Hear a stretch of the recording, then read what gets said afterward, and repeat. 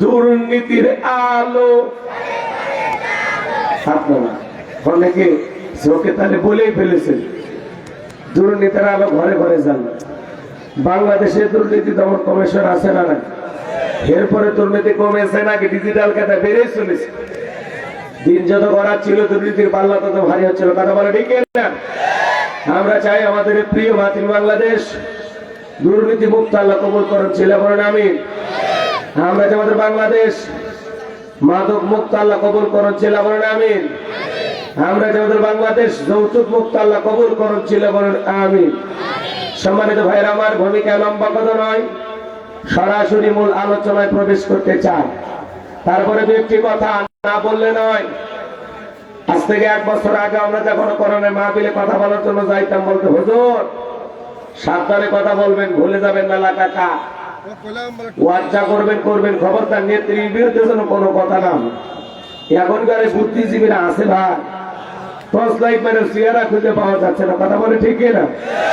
এই জন্য মনে রাখবেন, জুলুম কখনো চিরস্থায়ী হতে পারে না। জালেমদের শেষ পরিণতি হলো পরাজয়, মাজলুমদের শেষ পরিণতি হলো বিজয়। সেই বিজয়ের হাসি মুসলমানেরা হাসবে। কথা বলে ঠিক কিনা? মনে রাখবেন, রাতের গভীরতা যত বাড়ে ভোরের সূর্য তত নিকটে। জুলুম যত বেশি বাড়বে মনে রাখবেন পতন তত নিকটে। কথা কন? ডায়লগ দিয়েছিল, আমরা নাকি রাজাকার, ক্ষমতার সিয়ের পুরে হয়ে গেছে সরকার। কথা কন? আগামীতে যারা রাজাকারের ট্যাগ লাগায় খেলতে চায়, মনে রাখবেন এগুলো ডায়লগ আর পাবলিক খায় না। রাজাকার মৌলবাদ বলার দিন শেষ। আগামীতে ইসলাম আলাদের বাংলাদেশ। ইসলামের যে বড় জোয়ার তৈরি হয়েছে আমরা বিশ্বাস করি, সেই দিন বেশি দূরে নয়, বাংলার আকাশে বাতাসে ইসলামের পতাকা পথ করে উড়বে। কথা বলে ঠিক কিনা? সিলমারির চর থেকে শুরু করে বাংলাদেশের রূপসা থেকে পাথুরিয়া, সুন্দরবন থেকে বান্দরবন, এই 56,000 বর্গ মাইলের ভূখণ্ডে ইসলাম প্রতিষ্ঠিত হবেই হবেই হবেই ইনশাআল্লাহ। এ জমিন মুসলমানদের জমিন। কি কথা কি বোঝা যায়? সিলমারিবাসী আপনারা কি কষ্ট পাচ্ছেন? কষ্ট পাওয়ার তো কথা আমাদের, আপনাদের তো কষ্ট পাওয়ার কথা না। সে কষ্ট করিয়া খাইয়া না খাইয়া ঘুম বাদ দিয়ে আপনাদেরকে সকালবেলা বয়ান শোনার জন্য হাজির হয়েছি। হ্যাঁ, আমি আজকে আপনাদের এলাকায় একটা মসজিদে ছিলাম। এত ভক্ত কিন্তু জায়গা নেই। কথা বুঝতে পারতেছেন?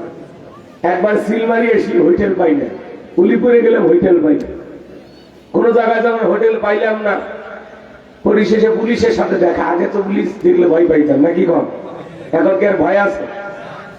বলতেছে হুজুর বাড়ি কই? গাই বাংলা। তো এখানে ঘোরেন, তাহলে মাহফিল আছে ভাই, চরের ভিতর তো বলতে থাকার জায়গা নাই না। হোটেল কি করলেন? ওই হোটেলের জায়গা নাই, রুম নাই। তো বলতেছে চলেন তাহলে একটা ব্যবস্থা করে দিয়ে যাই। দেখছেন পুলিশেরা কত ভালো হয়েছে। কথা কম কইতেছে হুজুর আপনার জন্য একটা ব্যবস্থা করি। পরে যে শাহী মসজিদ আছে, মুয়াজ্জিন সাহেবের বাড়িতে যায়, ওনাদের তুলে নিয়ে এসে মসজিদ খুলে দিছে। তারপরে সেখানে ফজর পর্যন্ত একটু থাকলাম, এরপরে নামাজ পড়লাম। আর আমারও ঘুমাইছি, ঘুম তো ধরে না, যে বেশি ঘুমাইলে এখানে তো আর ম্যাডাম নাই, ডাইকে তুলে দিবে হুজুর মাহফিল আছে চলে যায়। একা একা ঘুমাইতেছি। যদি টাইম পার হয় যায় টেনশন নাই, তাহলে বারবার চোখ মেলায় আর দেখি। 8টার পরে ওখান থেকে রওনা হয়েছি। যাই হোক, আমার ভাইয়েরা অনেক কষ্ট করেছেন। আজকের আয়োজন এরকম 2 জন মেহমান, মানে 2টাই মাহফিলের প্রধান বক্তা। কথা কি বুঝতে পারতেছেন? এরকম 1 জন বক্তা নেওয়ার মানুষের সাহস নাই। আর আপনারা বাংলাদেশের 2 জন বড় বক্তাকে এক জায়গায় করছেন, তার মানে বোঝা যায় সিলমারি মানুষের কলিজা অনেক বড়, নদীর মতো বিশাল তাদের হৃদয়। কথাটা ঠিক কি না? এত কষ্ট করে আয়োজন করছেন, আপনারা একটু আমাকে সহযোগিতা করেন যাতে আমার ঘুম ঘুম ভাবটা কাটিয়ে যায়, যাতে বুঝানো আপনাদের আওয়াজের জন্য বোঝা যায় যে হুজুর এটা খাট না, এটা ওয়াজ করার মাঠ। ঘরের ভিতরে বসে আছেন, একটু ওয়াজ করেন, আওয়াজের সহযোগিতা পারবেন তো ইনশাআল্লাহ? লিল্লাহিত তাকবীর। আমি কথা বলবো পবিত্র কোরআনুল কারীমের 23 নাম্বার সূরা, সূরা নাম্বার 23 বাতিলের হবে সাইজ, ইনশাআল্লাহ বলে। ভাই কথা বলে একটু সহযোগিতা করা লাগবে। আমি করব ওয়াজ, আপনারা দেবেন আওয়াজ, জবাব দিবেন ঠিক ঠিক, আলোচনা হবে কমপ্লিট। শ্রোতাদের স্পিরিটে বাড়ে বক্তার হিট, আলোচনা হবে জায়গা মতো ফিট। আগে বলতাম কিছু আজ প্যান্ডেলে, কিছু আজ অ্যাঙ্গেলে, এখন আর অ্যাঙ্গেলে না, যা বলবো সব ডাইরেক্ট।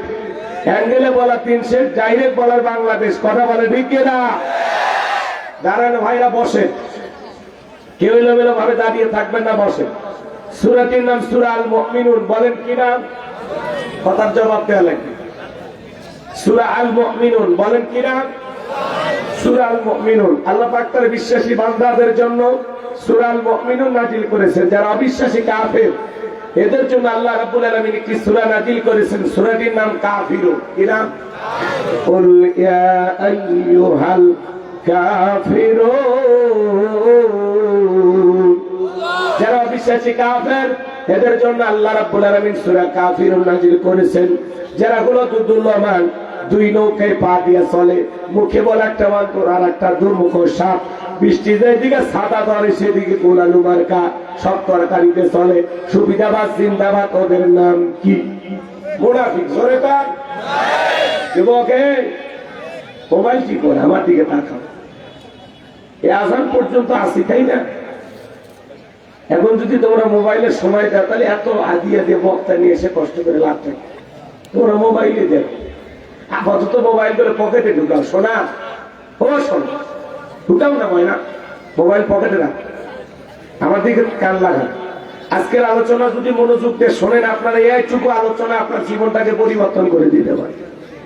তাহলে ওয়াজ শুনলে হবে না, নিয়ত করে বসেন যে আজকে আমরা এমন কিছু এখান থেকে নিয়ে যেতে চাই, যাতে জীবনে কোনোদিন ওয়াজ না শুনলেও আমরা যেন এর উপরে আমল করলে জান্নাতটা পাই। এরকম কিছু আলোচনা হওয়া দরকার আছে না নাই? সেই রাস্তাটা আজকে দেখানো হবে ইনশাআল্লাহ। আলেমদের কাজ হলো দিক নির্দেশনা বলে দেওয়া, আমাদের কাজ হলো রাস্তা দেখানো।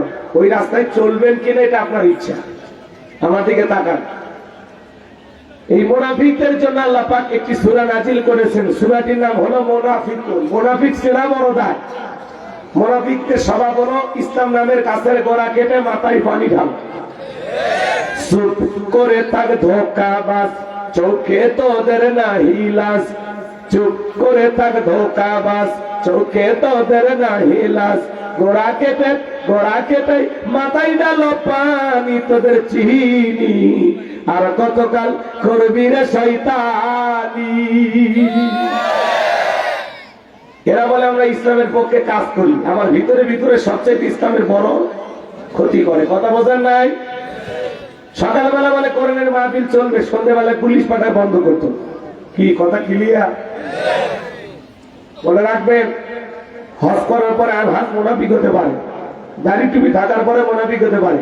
রাসূলের পিছনে নামাজ পড়ে লোকটা যদি মুনাফিক হয়, আপনার আমার পিছনে নামাজ পড়ে তার সাথে বড়টা হবে। কথা বলে ঠিক না?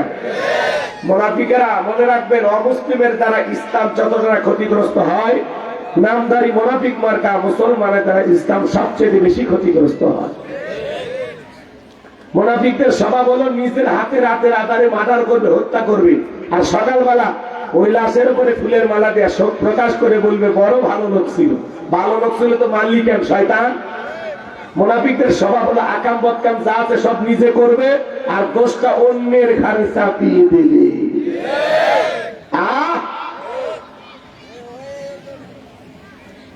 নিজে অপরাধ করে কার ঘাড়ে চাপা? অন্যের ঘাড়ে। আজকে দেখেছেন আপনারা, ডাকসুর ভবনের সামনে এদেশের ইসলামী আন্দোলনের শহীদ কাফেলার নিবেদিত সৈনিক যারা ছিল,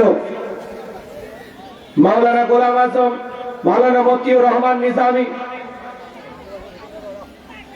কামরুজ্জামান, আল্লামা সাইদি হুজুর সহ সে সমস্ত নেতৃবৃন্দদের ছবি ডাস্টবিনের উপরে রেখে সেখানে জুতা নিক্ষেপ করা হচ্ছে, পা দিয়ে লাথি মারা হচ্ছে। জোরে কর নাউজুবিল্লাহ। যারা রাজাকারদেরকে অপমান করার নাম করে ডাস্টবিনের ভিতরে আল্লামা সাঈদী হুজুরের দাড়িওয়ালা টুপিওয়ালা ছবিতে লাথি মারতেছে, এই সমস্ত বেঈমানদের ধরে ধরে দৃষ্টান্তমূলক শাস্তি দেওয়া দরকার। কথা বলে ঠিক কিনা? ওরা শুধু আল্লামা সাঈদী হুজুরকে অপমান করতেছে না, রাসূলের টুপি আর দাড়িকে অপমান করতেছে। কথা বলে ঠিক কিনা? এ দাড়ি সাঈদীর দাড়ি না, এই দাড়ি মুহাম্মদ রাসূলুল্লাহর দাড়ি। এই টুপি সাঈদীর টুপি না, এই টুপি আখেরি পয়গম্বর মুহাম্মদ রাসূলুল্লাহ সাল্লাল্লাহু আলাইহি সাল্লামের টুপি। এই টুপি আর দাড়িকে যারা অপমান করেছে, লাথি মেরেছে, ওই সমস্ত বেঈমানদের ধরে ধরে বিচার করা দরকার। তোমরা ডাস্টবিনের উপরে ছবি লাগাইয়া কি বুঝাইতে চাও? যাদেরকে রাজাকার বলো, এরা রাজাকার না, এরা ছিল এই দেশের সূর্য সন্তান। কথা বলে ঠিক কিনা? কোরআনের পাখি ছিল এশিয়া মহাদেশের সর্বশ্রেষ্ঠ তাফসীরকার। কথা বলে ঠিক কিনা? যারা আল্লামা সাঈদীকে চেনে না, এরা কপাল পোড়া। কথা বলে ঠিক কিনা? আজকে সমস্ত আলেমদের ছবি অপমান করে বলা হচ্ছে এরা রাজাকার। এই একই ডায়লগ দিয়ে ক্ষমতার চেয়ার হারাইলো। তোমরা দেখো নাই? যে পা দিয়ে লাথি মারছো, ওই পাতে আল্লাহ প্যারালাইজ দিয়ে দেবে। কথা কন ঠিক কিনা? ধ্বংস হয়ে যাবি রে কুলাঙ্গারের বাচ্চারা। কথা বলে। রাসূলের দাড়ি টুপিকে অসম্মান করো? কত বড় চরম বেয়াদবেরা। এরা নাকি বিশ্ববিদ্যালয়ে পড়ে, বেশি পড়তে পড়তে নাস্তিক হয়ে গেছে। কথা বল না? এখন সময় আছে, তওবা করে ফিরে আসো। আর রাষ্ট্রের বর্তমানে যারা দায়িত্ব নিয়ে আছে, এরা একেবারে নরভরা। মানে এরা কোনো মতে দেশটা আলাদাই পারতেছে না। ফেব্রুয়ারি নির্বাচন দিয়ে লাভ কি? ডিসেম্বরে নির্বাচন দেয়। একটা দেশে এইভাবে আলেমদেরকে অসম্মান করা হয়, দিনে দুপুরে মানুষকে প্রকাশ্যে গুলি করা হয়, এমন এক নর ঘরে রাষ্ট্রে আমরা বসবাস করতেছে। কথা বলে ঠিক কিনা? বিচার নাই, বিচার নাই। খুনি পালিয়ে যায়, ধরার মতো প্রশাসন নাই। খালি নরম দাড়িওয়ালা টুপিওয়ালাদের ধরে আর মামলা দেয়। কথা কম। আর খুনিরা বর্ডার ভেদ করে পালিয়ে যায়, ওপারে যা সেলফি তোলে। আল্লাহ যেন আমাদের সবাইকে একটা সুন্দর বাংলাদেশ উপহার দেন, একটা ভালো শাসক আমাদের ভাগ্যে চোখায় দেন। ধরে করলে আমি সামনের দিকে যাই। কষ্ট হচ্ছে আপনাদের? আমি মুনাফিকদেরকে নিয়ে আলোচনা করব না, আমি আলোচনা করবো আল্লাহর ভিআইপি মুমিন বান্দাদেরকে নিয়ে। বলুন আল্লাহু আকবার। তাহলে কোনো কথা নয়। সূরাটির নাম সূরা আল মুমিনুন। মোট আয়াত আছে 118, রুকু আছে 6টি। বিশ্ব নবীর মক্কার জিন্দেগিতে আল্লাহ তাআলা এই সূরাটি নাজিল করেছেন। কোরআনুল কারীমের 18 নম্বর পারার প্রথম সূরা। সূরার নাম সূরা আল মুমিনুন। মনে থাকবে তো ইনশাআল্লাহ? জবান ছেড়ে সবাই আমার সঙ্গে পড়ুন। আউযু বিল্লাহি মিনাশ শাইতানির রাজীম। বিসমিল্লাহির রাহমানির রহিম। নদী তাও পানি নাই, নদী পানি বরণ করে দেয়। বিতাড়িত মুর্দার শয়তানের কাছ থেকে আল্লাহ পাকের কাছে আশ্রয় প্রার্থনা চাচ্ছি। পরম করে মাসুন্দালু আল্লাহ তাআলার নামে শুরু করছি। সূরার নাম সূরা আল মুমিনুন। কথা বললেন, কথা বললেন। খারাপ লাগতেছে? লিখেছেন তাফসীরুল কোরআন মাহফিল। আলোচনা তাফসীর ভিত্তিক হওয়া দরকার আছে না? এনে শুরু করে দিলাম, আর জ্বালাবো না। আল্লাহ রাব্বুল আলামিন বলেন, قد فلح المؤمنون।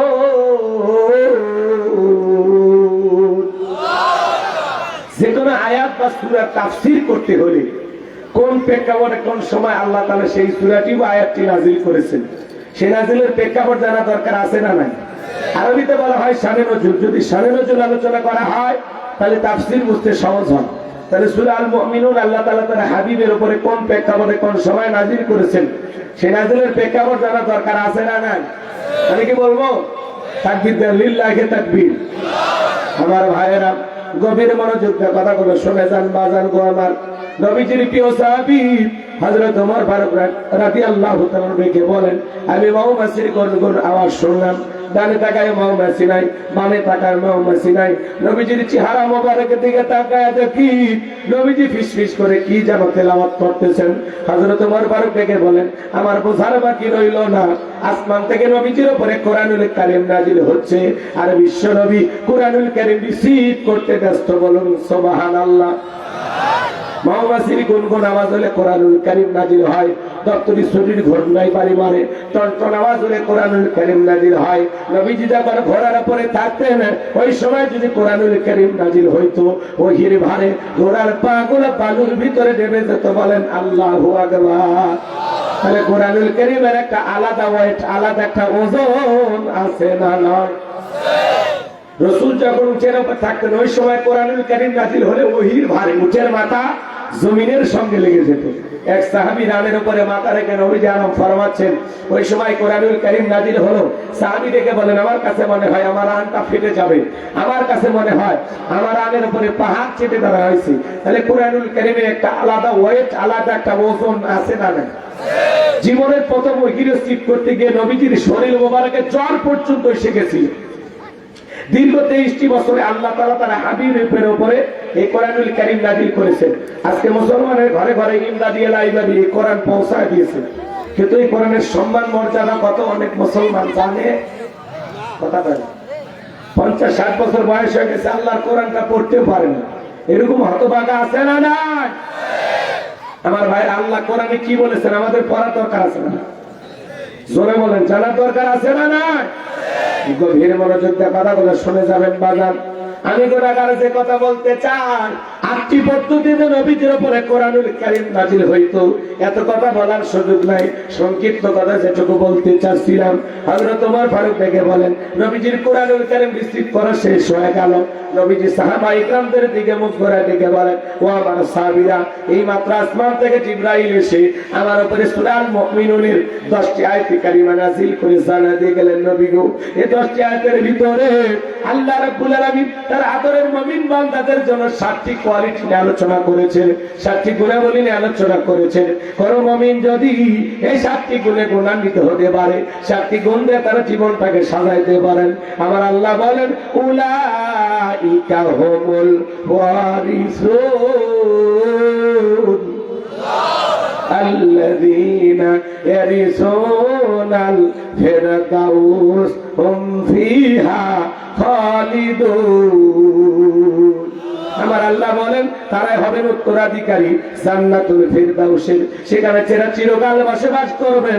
আমার আল্লাহ কোনদিন তাদেরকে জান্নাত থেকে বের করে দিবেন না। চিৎকারে মেরে বলুন সুবহানাল্লাহ। আর একটু জোরে বলেন না সুবহানাল্লাহ।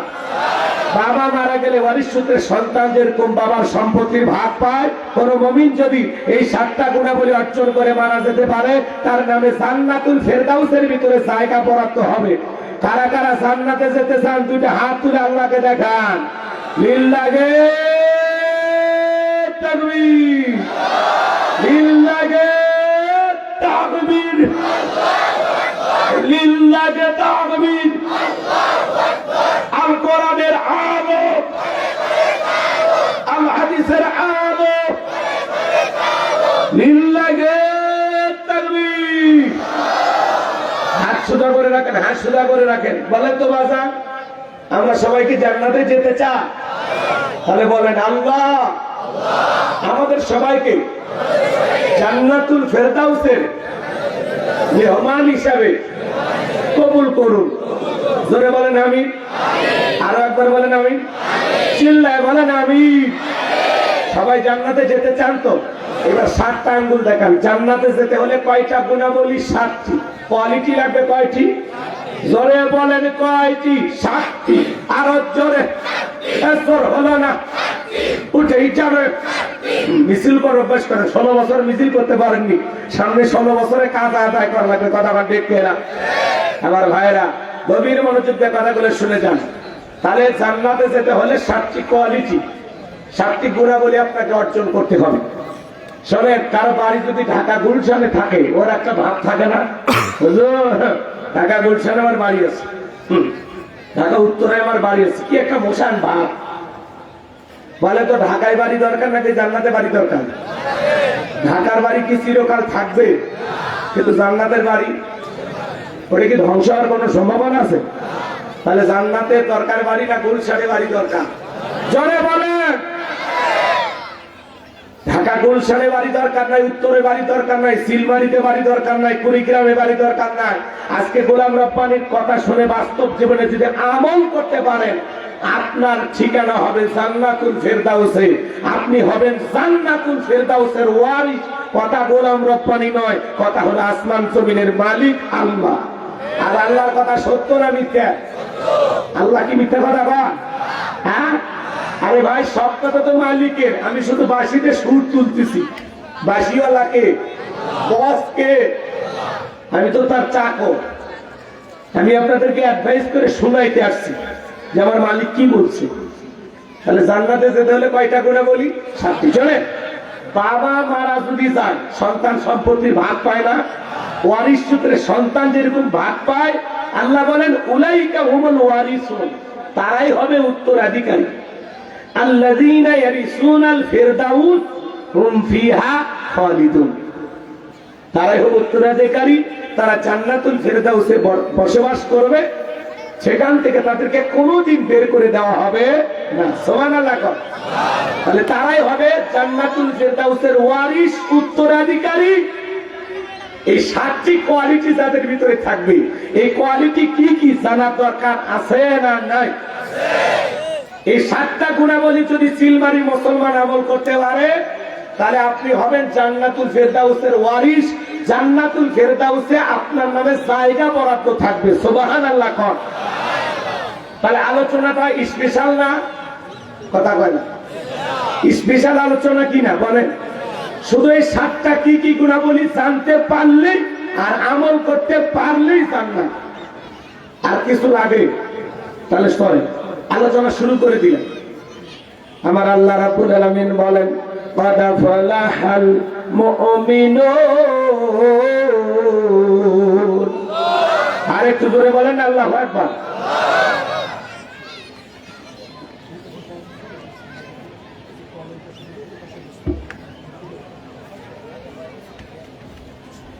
আল্লাহ বলেন কদ আফলাহাল মুমিনুন, অবশ্যই মুমিনেরা সফল। অলরেডি মুমিনেরা সফল। সফল হয়েছে তারা, ঈমান এনেছে তারা। সুবহানাল্লাহ। আমরা যারা বসে আছি আমরা সবাই ঈমানদার তো? কথা কি বুঝলেন না? আল্লাহ আয়াতের প্রথম আয়াতে কি বলেন? কদ আফলাহাল মুমিনুন, অবশ্যই মুমিনেরা সফল। অলরেডি মুমিনেরা সফল। সফল হয়েছে তারা, ঈমান এনেছে যারা। আমরা মনে করি পৃথিবীর জমিতে আমাদের চিন্তা চেতনা যে ক্ষমতা থাকলে এরা বুঝি সফল, টাকা থাকলে এরা বুঝি সফল, যশ খ্যাতি অর্জন করতে পারলে নায়ক, সুপারস্টার, ক্রিকেটার, ফুটবলার, এরা বুঝি সফল। কথা কি বোঝেন নাই? আচ্ছা বলেন তো, এটা কি সফলতার মাপকাঠি? আপনারা এদিকে আমার দিকে তাকান। বর্তমান পৃথিবীর সবচেয়ে ক্ষমতাধর ব্যক্তির নাম হলো ডোনাল্ড ট্রাম্প, আমেরিকার প্রেসিডেন্ট। আমেরিকার 200 বছরের ইতিহাসে আজ পর্যন্ত তারা কোন নারীকে প্রেসিডেন্ট বানায়নি। কথা কয় না কেন? আপনারা একটু সিদ্ধান্ত নেন, আগামীতে যাই হোক একটা পুরুষ যেন আমাদের প্রধানমন্ত্রী হয়। কারণ নারীদের জ্বালা বেশি। কথা কয় না? নারীদের কি স্বামীর সাথে ঝগড়া করে রাগ করে স্বামী লুঙ্গি খুলে ফেলে, এমন ঝগড়া লাগে লাগে। রাগ করিয়া স্বামীর সংসারতে বাবার বাড়ি চলে যায়, রাগ করে 20 কোটি জনগণ থেকে পাইলে গেছে। কথা বলতে কেরা? এই জন্য আগামীতে সিদ্ধান্ত না রাখবে, যে দলেরই হোক পুরুষ হবে আমাদের নেতা। কারা কারা চান হাত তুলে দেখান তো দেখি। দিল্লাকে থাকবি, নারীদের দেখার দিন শেষ। আগামীতে পুরুষের বাংলাদেশ। বহুত নারী নির্যাতনের মামলা খাচ্ছে, আর পাওয়া যাবে না। হ্যাঁ, রাগ করতেছেন আপনারা? শোনেন বাজার, মন খারাপ করবেন না। দেখলেন না ক্ষমতার সিয়ে রেখে পাইলে গেছে? আছে আছে নাই, সিয়ে ছুঁয়ে পাইলে গেছে। আবার মাঝে মাঝে কল টিকট ফাঁস হয়, কয়েকটি দেশের কাছে আছি চট করে ঢুকবো। তো ঢুকবেন তো বের হলেন কেন? কথা কর না কেন? যাওয়ার আগে বলে যাননি, আসার আগে নাটক করার দরকার নাই। নাটক কম করো প্রিয়। যে দিক দিয়ে মন চাকরি আসেন, এই দেশ আপনার বাবা, এই দেশ আপনার স্বামী। কথা না বুবু আহিবা তুমি আইবা গো, সেই দিন আইসা বুবু ক্ষমতা পাইবা না। বুবু আহিবা তুমি আইবা গো, সেই দিন আইসা বুবু ক্ষমতা পাইবা না। খোঁজনাই বহু কাদের কাকার অবস্থা খারাপ, দরবেশ বাবার হাও নাঙ্কেল এখন সামনে আসে না। নেতা কর্মী সব জেলের ভিতর, বুবু আছে ডরের ওপর, কখন জানি আসে গ্রেপ্তারি পরোয়ানা।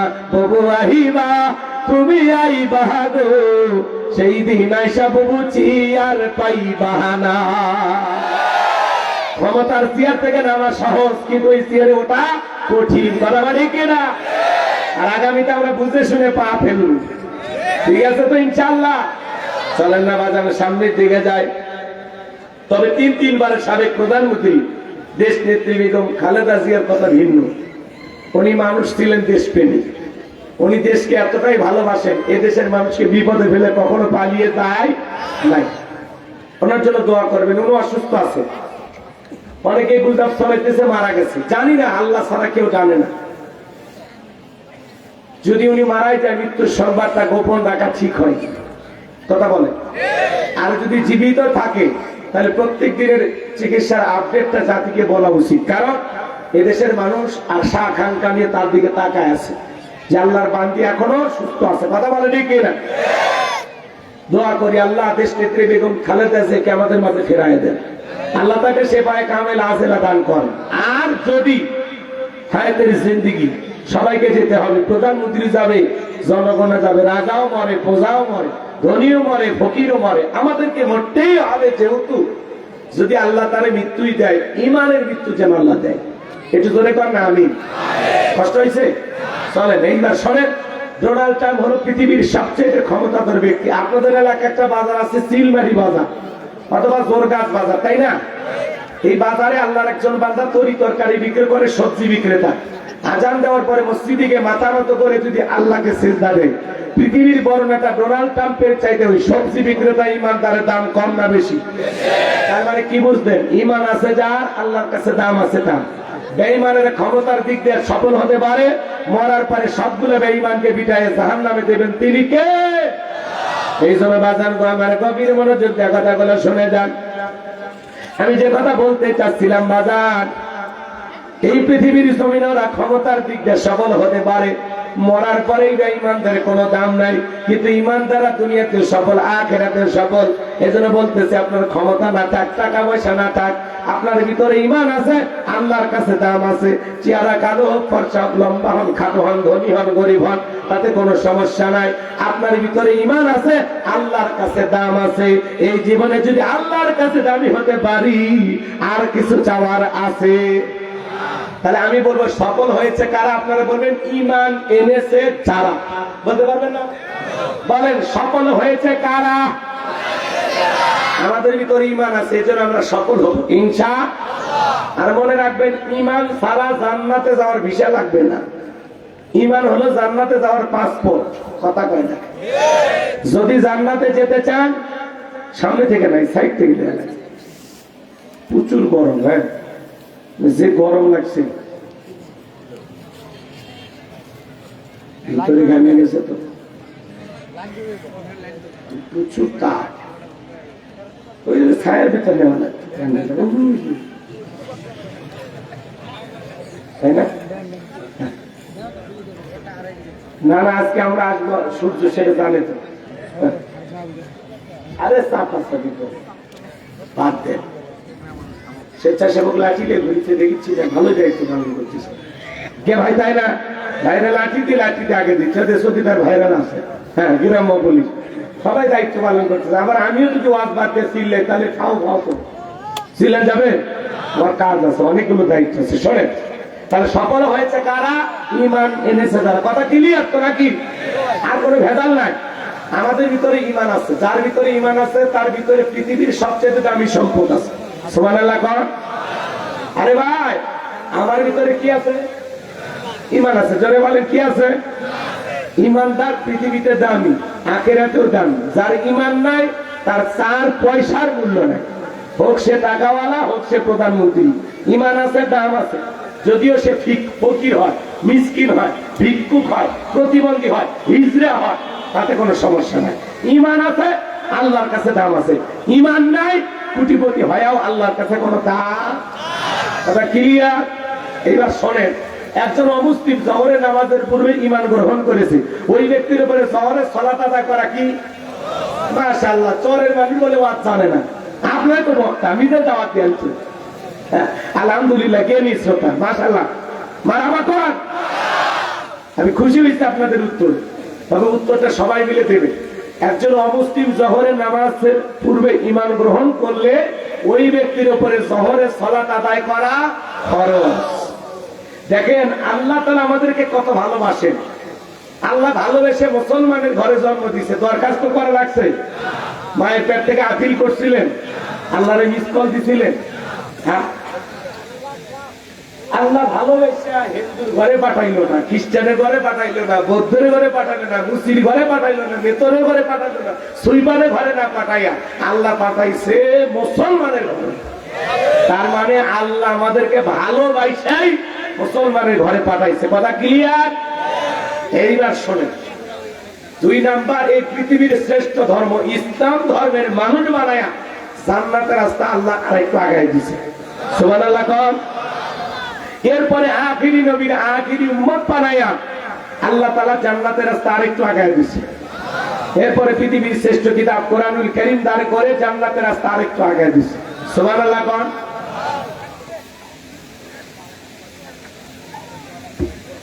আমরা জাতির দিক দিয়ে সেরা জাতি, ধর্মিক দিক দিয়ে শ্রেষ্ঠ ধর্ম পাইছি, নবীর দিক দিয়ে সেরা নবী পাইছি, কিতাবের দিক দিয়ে সেরা কিতাব পাইছি।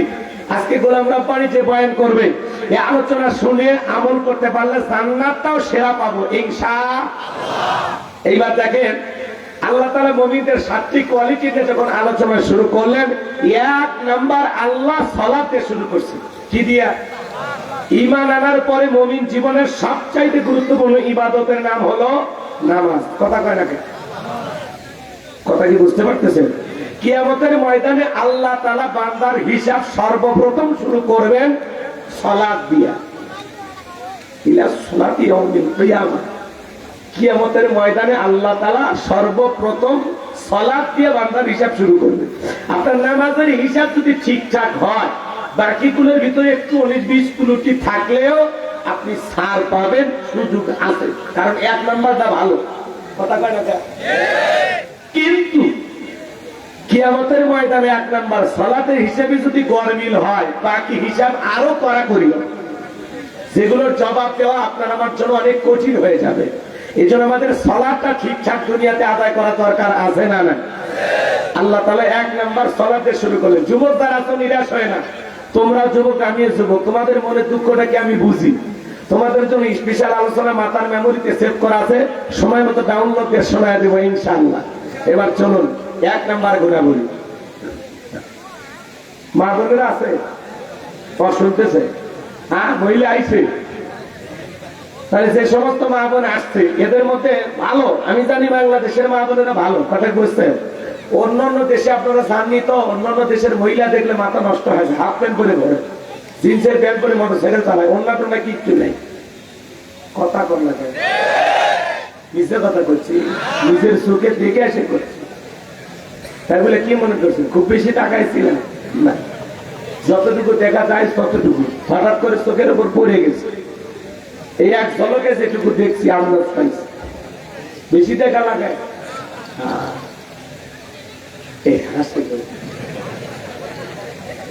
চোখের উপর যদি পড়ে যায় আপনি কিছু করতে পারবেন না। এইরকম দেখ, আমি তো ইচ্ছা করে কোনো নারীর দিকে তাকাই না। মাঝে মাঝে মেধামুখী দেখার সুযোগ নেই, মানে ঘুম চোখে দেখে থাকে। বাড়িতে কি মনে করেন খুব বেশি শান্তি থাকি? সারা জীবন ওয়াজ নিয়ে থাকুন, কথা বোঝেন না? গেলেই তো ঘুম, রাত জাগা না, গেলেই ঘুম। কষ্ট হচ্ছে আপনাদের? মন খারাপ করবেন না আমার ভাইয়েরা। মা বোনদের জন্য একটু আলোচনা হওয়া দরকার আছে না নাই? বিশেষ করে যে সমস্ত মা বোনেরা আঁকা বাঁকা পথে চলে, সাপের মতো দেখা হয়ে চলে, আজকে ওয়াজের মাধ্যমে তাদেরকে সোজা করা হবে। খালি অপেক্ষা করে। আল্লাহ রাব্বুল আলামিন বলেন মুমিন বান্দার এক নাম্বার গুণাবলী আল্লাযীনা হুম ফি সালাতিহিম খাশিউন। এ ভাই আমার লাঠিটা ফুটে গেল, ওই লাঠি দেওয়া লাগি লাঠিটা হারায়। আল্লাহ রাব্বুল আলামিন বলেন আল্লাযীনা হুম ফি সালাতিহিম খাশিউন, যারা নিজেদের সালাত বিনয়ের সহিত নম্রতার সহিত আল্লাহর ভয় নিয়ে আদায় করে। সালাত আদায় করতে গেলে অন্তরে ভয় থাকতে হবে কার? আল্লাহ। ইয়া আইয়ুহাল্লাযীনা আমানু তাকুল্লাহ, হে ঈমানদারগণ আমি আল্লাহকে ভয় করো, হাক্কা তুকাতিহি, ভয় করার মতো ভয় করো। আপনি আমি যখন সালাতের মধ্যে দাঁড়িয়ে যাব, শুনেন আল্লাহ বলেন আল্লাযীনা হুম ফি সালাতিহিম খাশিউন, যারা নিজেদের সালাত বিনয়ের সহিত নম্রতার সহিত আল্লাহর ভয় নিয়ে দাঁড়ায়। এই আয়াতের ব্যাখ্যায় তাফসীরি কারকেরা লিখেছেন, তাফসীর ইবনে কাসির থেকে বলছি, অন্তরের ভিতরে সুচিন্তা, দুশ্চিন্তা, বিবির কথা, সংসারের কথা, দুনিয়াবি কোন চিন্তা ভাবনা মনের মধ্যে রাখা যাবে না। টেনশন মুক্ত হৃদয় নিয়ে আল্লাহর ভয় নিয়ে সালাতে দাঁড়াইতে হবে। আপনার যত চিন্তা ভাবনা সব কি থাকবে মসজিদের বাহিরে। আপনি মসজিদে যখন ঢুকবেন অন্তরে একমাত্র ভয় থাকতে হবে কার? আল্লাহ। জোরে বলেন আল্লাহ। কিন্তু এখন মসজিদে ঢোকার সময় স্যান্ডেলটাও সামনে রাখা লাগে, জুতা চোরের ভয়। ঠিক হয়? দুই ভয় এক জায়গায় করা যাবে না, চোরের ভয় না, অন্তরে থাকা লাগবে আল্লাহর ভয়। ঠিক আছে তো ইনশাআল্লাহ? আমার ভাইয়েরা কিভাবে সালাত আদায় করবেন? আম্মা জান আয়েশা রেখে বলেন নবীজি নামাজের ভিতরে এত লম্বা সময় দাঁড়িয়ে থাকতেন, মাঝে মাঝে তাকায় দেখতাম নবীজির পা মোবারক ফুলে উঠেছে। আম্মা জান আয়েশা রেখে বলেন নবীজি এত লম্বা সময় রুকু করতেন, সিজদা করতেন, মাঝে মাঝে মনে হইতো নবীজি আর কোনোদিন সিজদা থেকে মাথা উঠাবেন না। আম্মা জান আয়েশা রেখে বলেন নবীজি একদিন সিজদা দিয়ে এত কান্না করেছেন, কাঁদতে কাঁদতে সিজদার জায়গাটা পর্যন্ত ভিজে গেছে। আম্মা জান আয়েশা জিজ্ঞাসা করলেন নবী এত কান্না কেন করলেন, কি হয়েছে আপনার? নবী তখন ডেকে বলে আয়েশা আমি তো আমার জন্য কাঁদি না, আমি কাঁদি আমার গুনাহগার উম্মতের জন্য। আমি আল্লাহর কাছে কেঁদে কেঁদে বলি আল্লাহ আমার গুনাহগার উম্মতের গুনাহগুলো মাফ করে দাও, ওই কঠিন জাহান্নামের আগুন থেকে আমার উম্মতকে মুক্তি দাও। যেই নবীর জীবনে কোনো গুনাহ নাই সেই নবী 70 থেকে 100 বার ইস্তেগফার করতেন, তওবা করতেন। এ বাজার আপনার আমার গুনাহ মাফের জন্য, আপনাকে আমাকে জাহান্নাম থেকে বাঁচানোর জন্য নবী যদি সিজদা দিয়ে কান্না করে, আমরা হলাম মূল ভিত্তি, মূল আসামি, মূল অপরাধী। তাহলে বলেন তো বাজান আমাদের নিজের পাপের জন্য, গুনাহের জন্য আল্লাহর কাছে সিজদা দিয়ে কান্না করার দরকার আছে না নাই? 5 ওয়াক্ত সালাত এটা তো রবের বাধ্যতামূলক ওয়াদার আদায় করতে হবে। নিজেকে যদি ঈমানদার দাবি করেন অবশ্যই আপনাকে 5 ওয়াক্ত সালাত আদায় করা লাগবে, এটা রবের বাধ্যতামূলক ওয়াদা। 5 ওয়াক্ত সালাত নফল না ফরজ? জোরে কোন?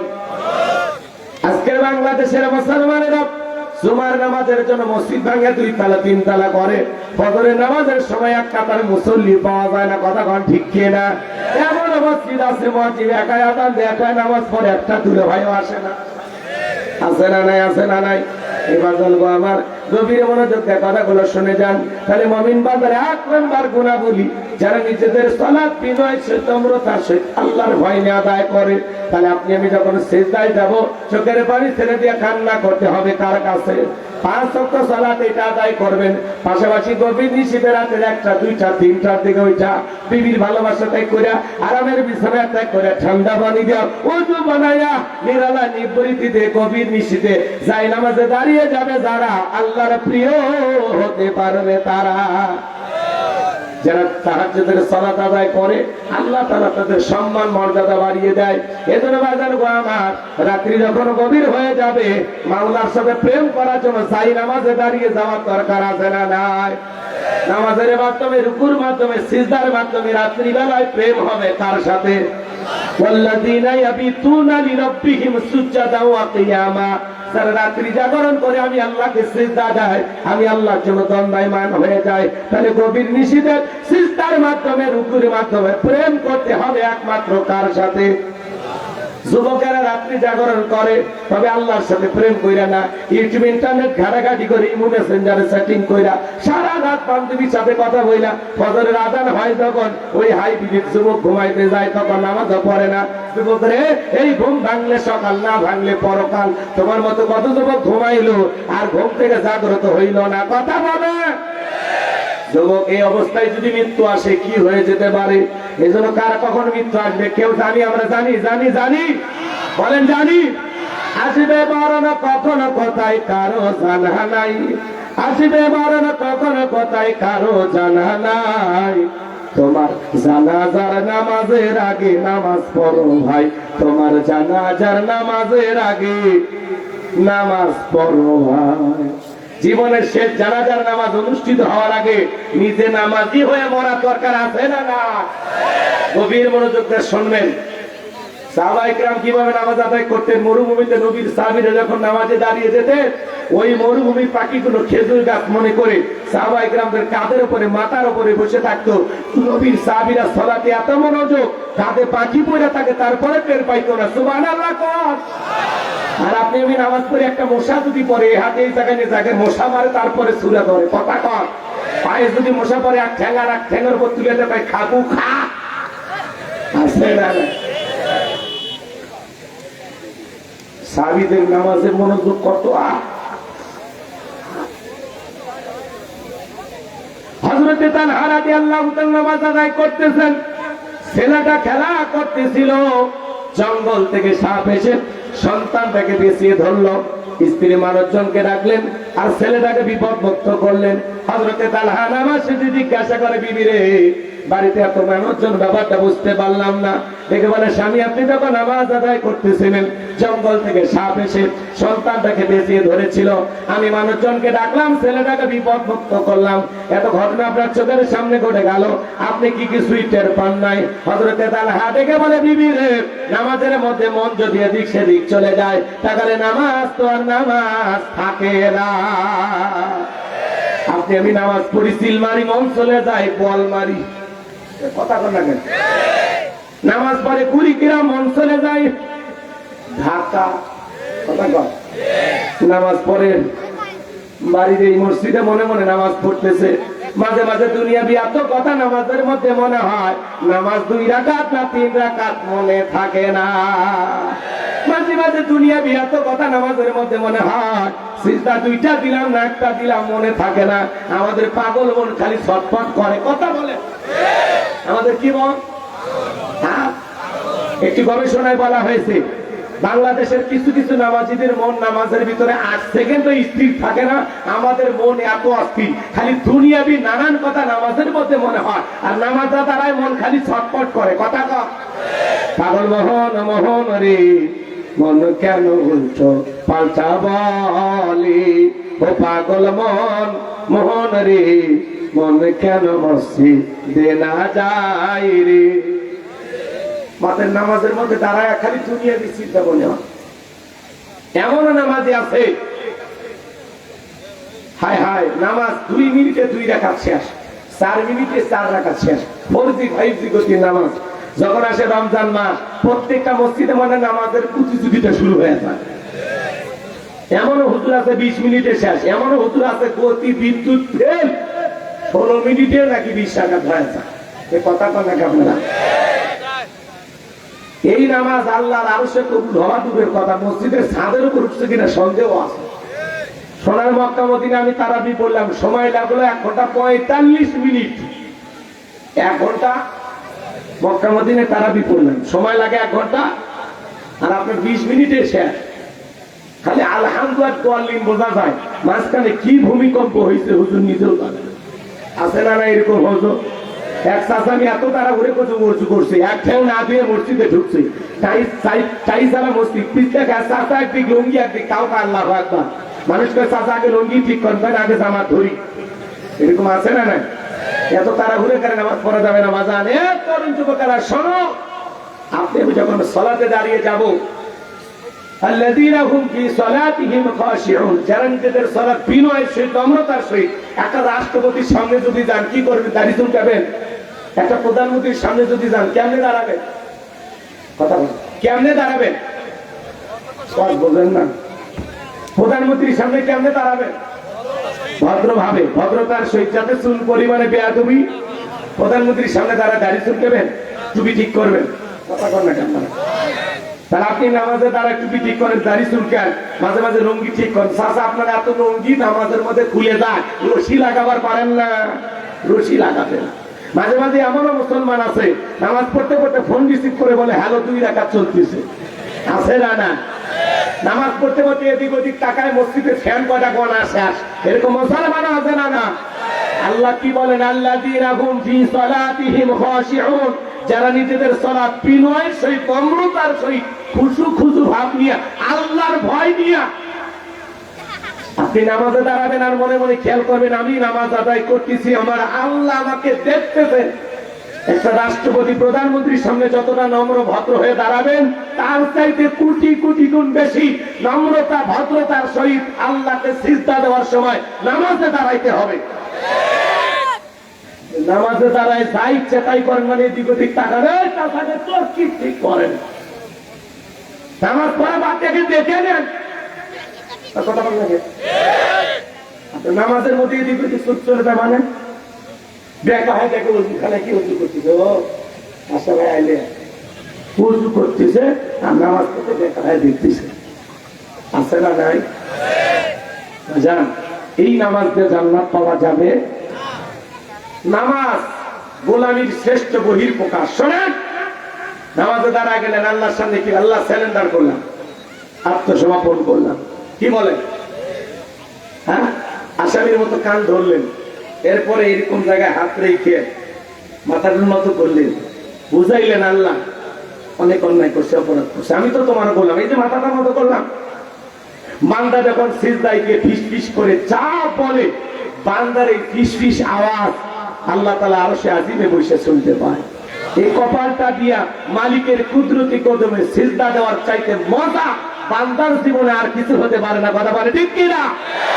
যত বেশি মাথা আল্লাহর কুদরতি কদমে নত করবেন, তত পৃথিবীর সামনে আল্লাহ আপনার মাথাকে উঁচু করে দেবে, তত বেশি আপনাকে সম্মানিত করবে। আর আজ থেকে আমরা বিনয়ের সহিত, নম্রতার সহিত, আল্লাহর ভয় নিয়ে, আরে ভাই 2 রাকাত নামাজ পড়তে লাগুক 5 মিনিট, 4 রাকাত পড়তে লাগুক 10 মিনিট, একটু সময় দিয়ে নামাজ পড়ে। সাহাবীরা 2 রাকাত নামাজ পড়ে সারা রাত কাটাইছে, সুবহানাল্লাহ। নবী নামাজে দাঁড়ায় থাকতে পা ফুলে উঠতো, আর আপনি মসজিদে ঢুকতে দেরি, বের হতে দেরি করেন না, কথা কা? খালি ওই সপ্তাহে 2 রাকাত নামাজ পড়েন জুমার, আর মনে করেন পাক্কা মুসলমান, ফাজলামি করেন আল্লাহর সাথে না? আপনার 2 রাকাত পড়াতে না পড়াতে আল্লাহর কোনো যায় আসে?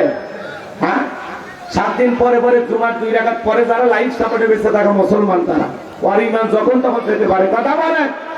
আবার অনেকে নামাজ না পড়ে পাক্কা ইমানদার দাবি করে। যে কেউ যদি বলে নামাজ না পড়ে আমার ইমান পাক্কা আছে, আপনারটা কি চাইনা টাইজে পাকা করছেন? যে বলবে নামাজ না পড়ে আমার ইমান পাকা আছে, আসলে ওর ইমান পাকা নাই, ওর ভিতরে পাকা শয়তানি ঢুকছে, পাকা শয়তানি ঢুকছে। হে যুবক, আযান দেওয়ার পরে তুমি যদি মসজিদে যাইতে পারো, তাহলে বুঝে নিবা, ধরে নিবা ইমানটা আলহামদুলিল্লাহ মোটামুটি আছে। কিন্তু আযান দেওয়ার পরে যদি মসজিদে না যাও, তাহলে বুঝে নিবা শয়তান তোমার উপরে বিজয় লাভ করছে, আর তুমি শয়তানের মুরিদ হয়ে পরাজিত হইছো। কথা কয় না কেন? কারণ তুমি নামাজ না পড়লে খুশি কে? শয়তান, কথা কয় না? শয়তানকে খুশি করবা নাকি সিজদা দিয়ে আল্লাহকে খুশি করবা? তার খুশি দরকার। তাহলে আপনি মসজিদে যান না মানে কেন নামাজ পড়বেন না? মুসলমানের কাছে নামাজের অর্থনী করা লাগে, এর সাথে দুঃখ আছে, এর সাথে বড় দুঃখ আছে। তাহলে বাজান, আসুন না আমরা একটু পরিবর্তন হয়ে যায়। আজ থেকে শপথ গ্রহণ করি, হুজুর বেঁচে থাকবো যতদিন 5 ওয়াক্ত নামাজ পড়বো ততদিন। এই শপথ কি আপনারা নিতে পারবেন? ডানে হাতটা তুলে 5টা আঙ্গুল আল্লাহকে দেখায় বলেন, বেঁচে থাকবো যতদিন 5 ওয়াক্ত নামাজ পড়বো ততদিন। পড়বো তো ইনশাআল্লাহ? 2 হাত তুলে বলেন, 2 হাত তুলে বলেন, নামাজ পড়বেন তো ইনশাআল্লাহ? লিল্লাহি তাকবীর। আল্লাহ আমাদের সবাইকে 5 ওয়াক্ত নামাজি বানায় দেন। জোরে বলেন আমিন। আর একটু জোরে বলেন আমিন। আমার চিলমারিবাসী, আপনারা কি কষ্ট পাইছেন? নামাজ পড়ে যদি আপনারা জান্নাতে যান, এ থেকে আমার জায়গা কমে যাবে, আমার কি লস হবে? বাজার, এই পৃথিবীতে চাওয়া তো একটাই, মালিকের সন্তুষ্টি অর্জন করে আমরা জান্নাতে যেতে চাই। কথা বলে ঠিক কিনা?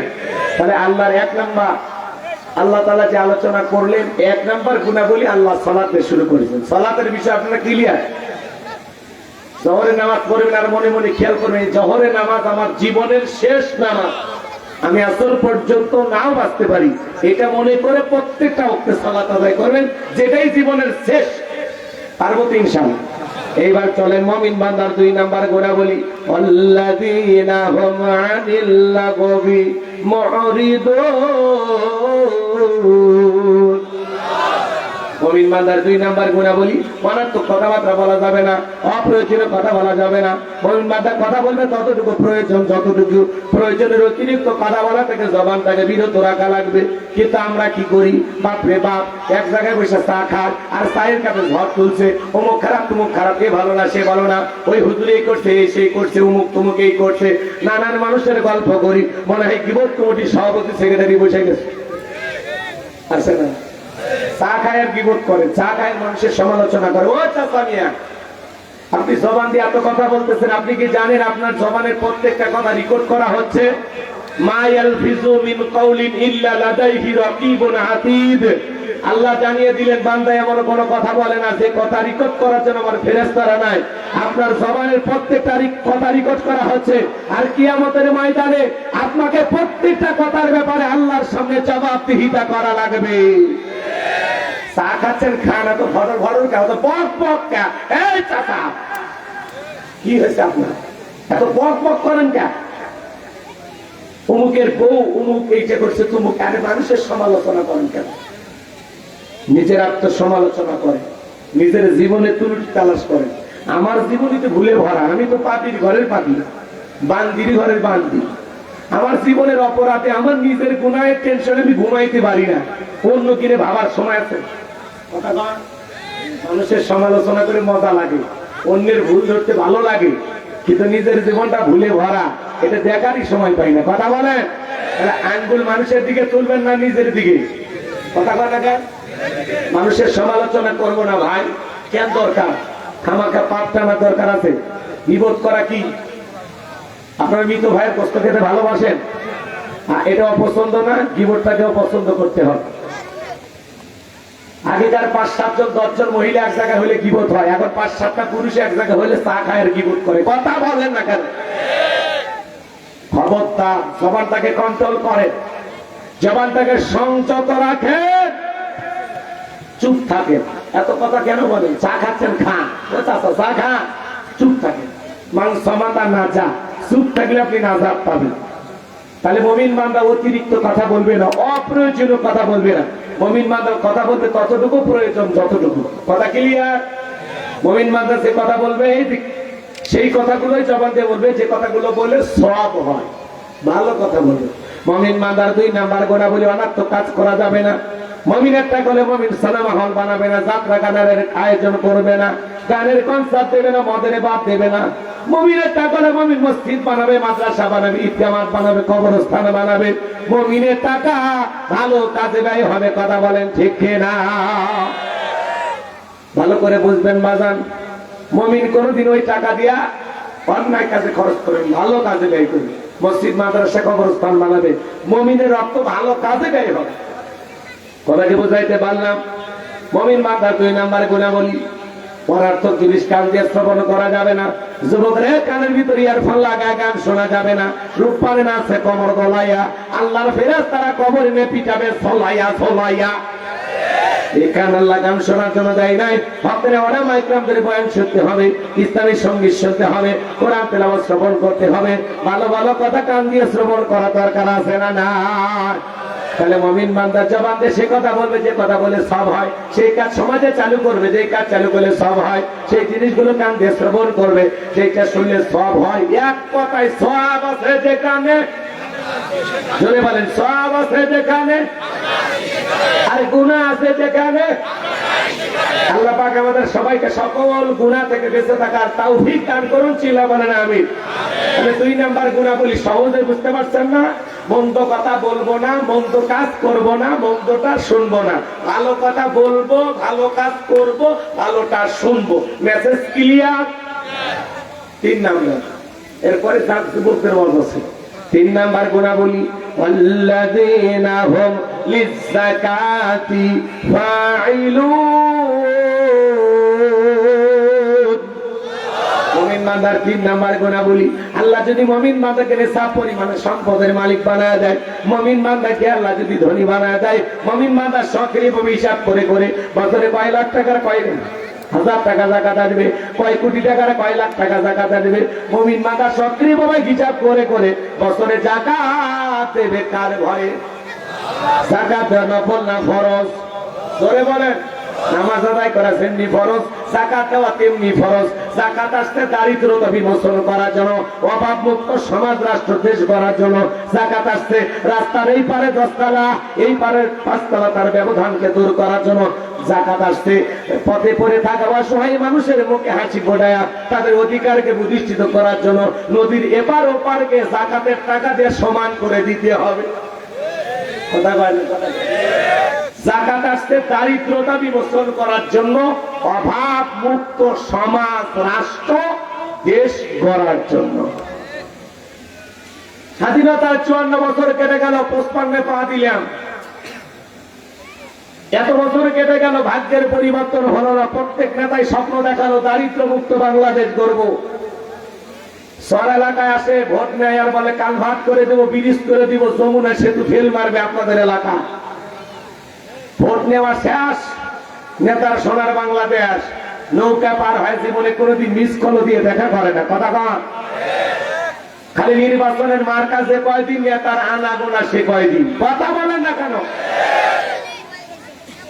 আচ্ছা, স্লোগান দেয় শহরের মানুষ, হইতে পারি বাড়ি আপনাদের শহর, আমি কি আপনাদের পর, আমি আপনাদের আপন মানুষ, কাছের মানুষ, ডাকলেই কাছে পাবেন।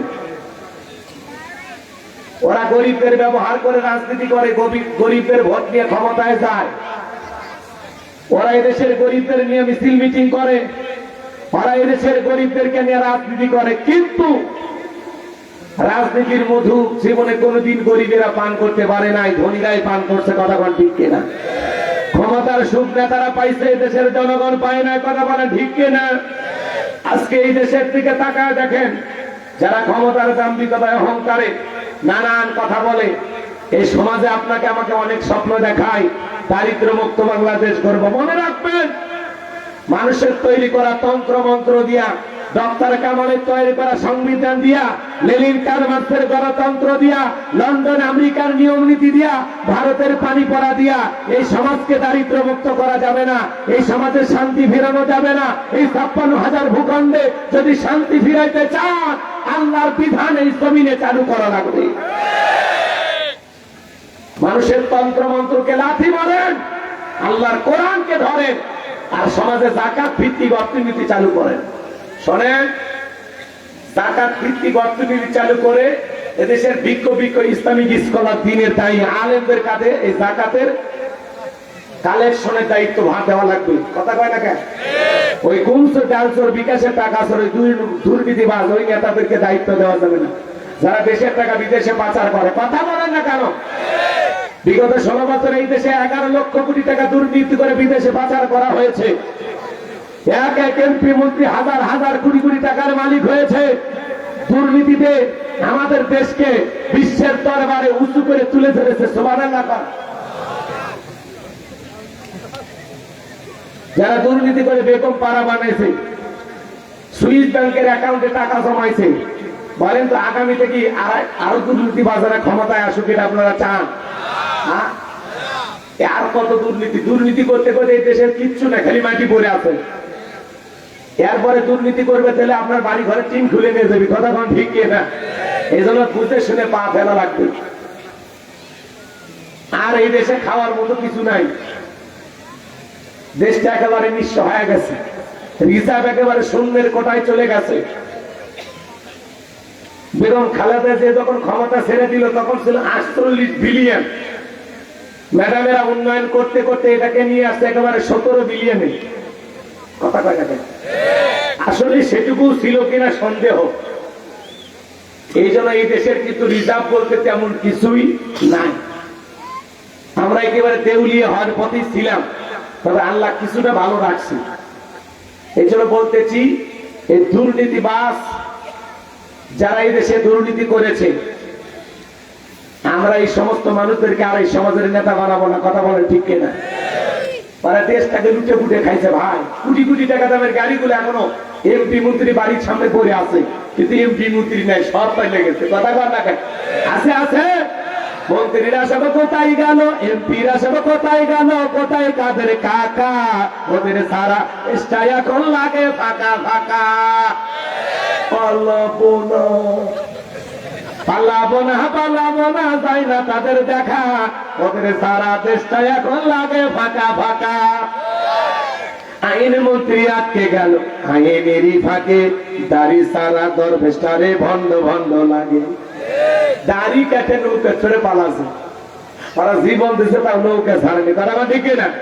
দাড়ি সারা দরবেশটারে ভণ্ড ভণ্ড লাগে। শুনেছি ভাই কত নেতা নেত্রী খাইতেছে ভাই ডান্ডা, বিচারপতি কালামানিকের ফাটিয়েছে নাকি আন্ডা। এই বিচারপতি শামসুদ্দিন মানিক আল্লামা সাইদি হুজুরকে মৃত্যুদণ্ডের রায় দিয়েছিল।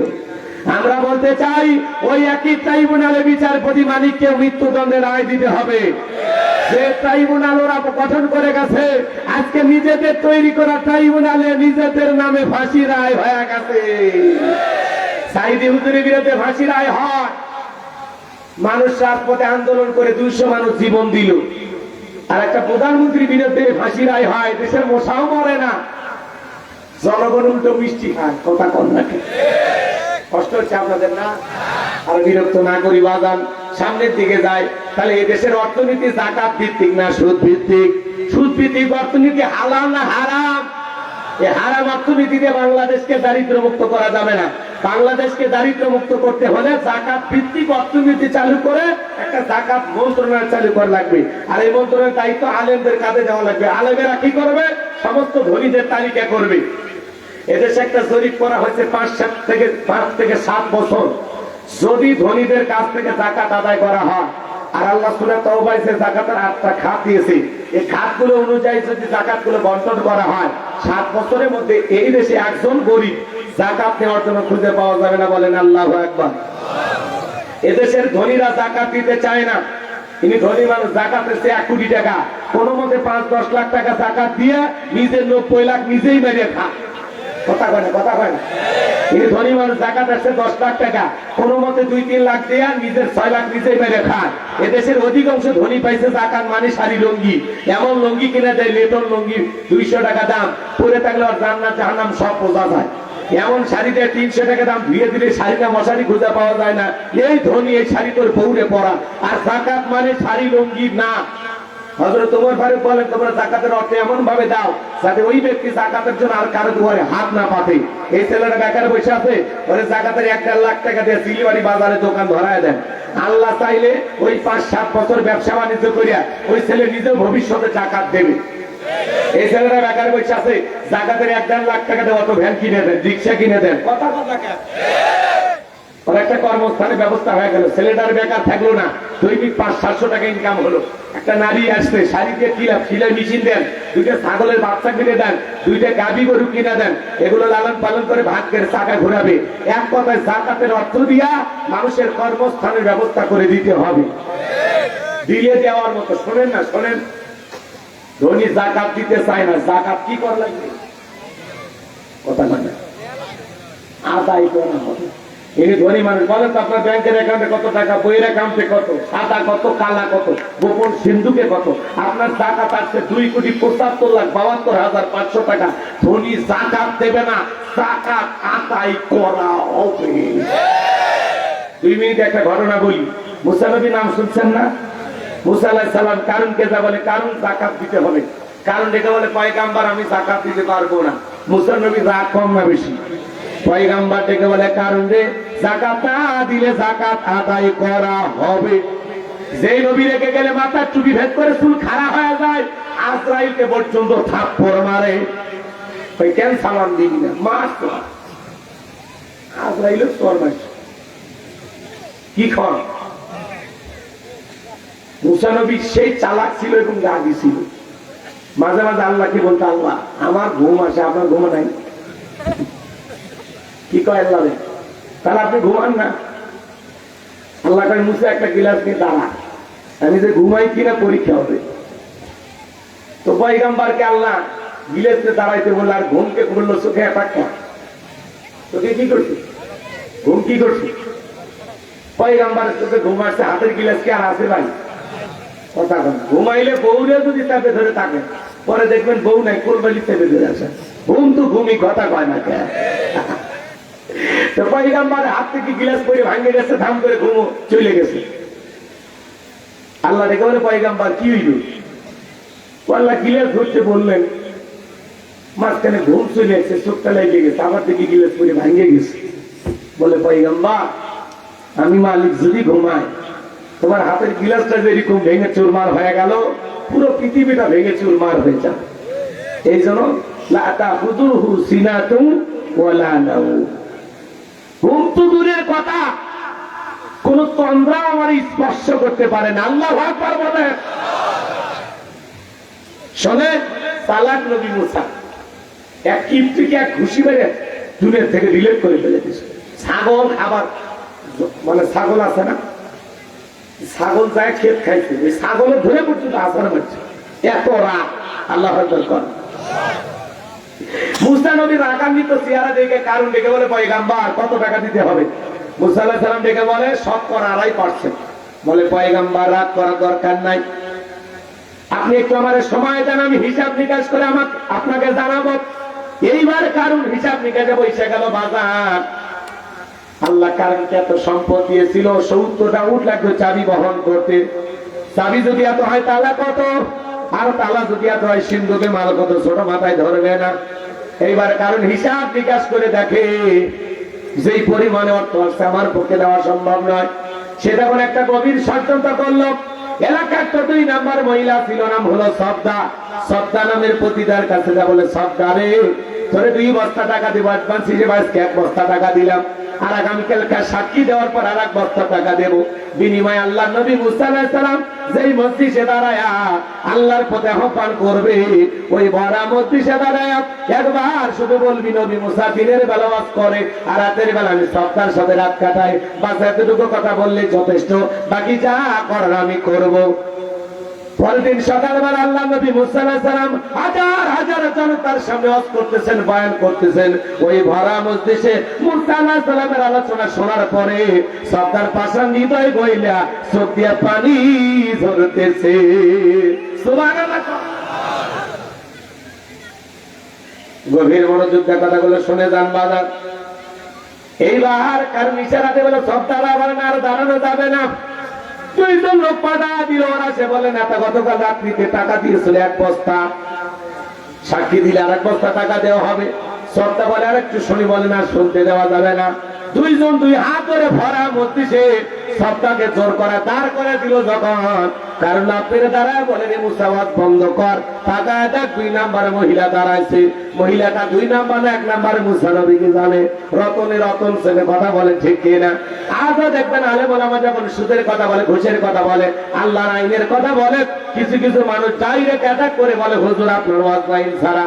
হুজুরের ওয়াজ লাইন ছাড়া না, আলেমদের হক পথে বলতে বাধা দেয় যারা, ডিজিটাল আবু জেহেল তারা।